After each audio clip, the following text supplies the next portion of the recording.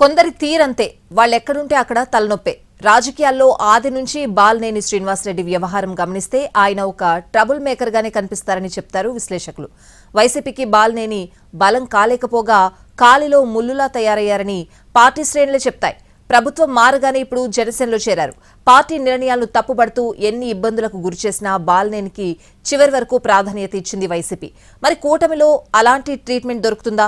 జనసేనకు కూడా బాలినేని తలనొప్పుగా మారనున్నారా?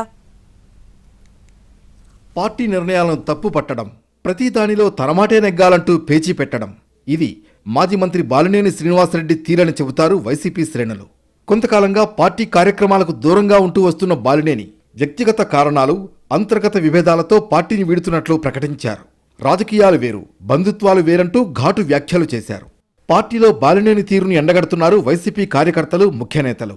ఒంగోలులో పేదలకు ఇళ్ల పట్టాలు పంపిణీ చేస్తేనే తాను పోటీలో ఉంటానని జగన్కు తెగేసి చెప్పారని, ఎన్నికల సమయంలో కూడా ఒంగోలు ఎంపీగా మాగుంటను కొనసాగించాలని బాలినేని పట్టుబట్టి ఇరకాటంలో పెట్టేవారని గుర్తు చేశారు.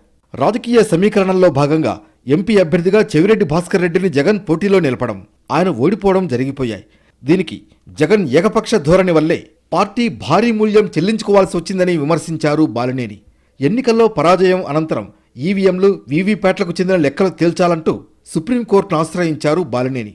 ఈ విషయంలో ఒంటరిగా పోరాడుతుంటే పార్టీ నుంచి తనకు సరైన సపోర్ట్ రావడం లేదని ఆయన బాహాటంగానే విమర్శించారని చెబుతారు.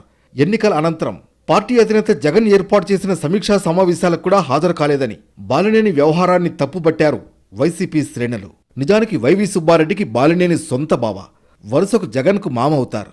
ఆ చుట్టరకమే రాజకీయంగా బాలినేని ఎదుగుదలకు ఓ కారణంగా చెప్పుకుంటారు.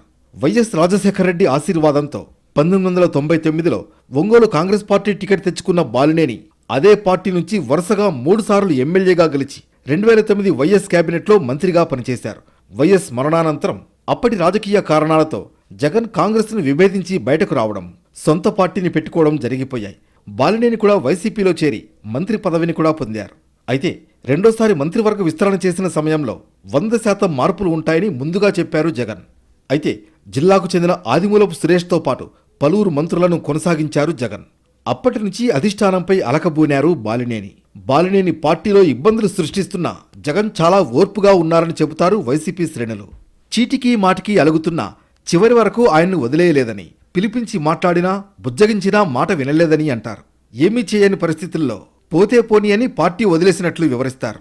ఇలాంటి వ్యక్తి ఇప్పుడు జనసేనలో చేరారు. ప్రతి విషయానికి చిన్నపిల్లాడిలా పేచీ పెట్టడం, అపాయింట్మెంట్ ఇవ్వకపోయినా అలిగే బాలినేని ఇప్పుడు జనసేన కండువా కప్పుకున్నారని వైసీపీ విమర్శిస్తోంది. తమ పార్టీలో వ్యవహరించినట్లుగానే అక్కడ కూడా అదే తీరుతో ఉంటే జనసేనకు కూడా తలనొప్పులు తప్పవంటున్నారు.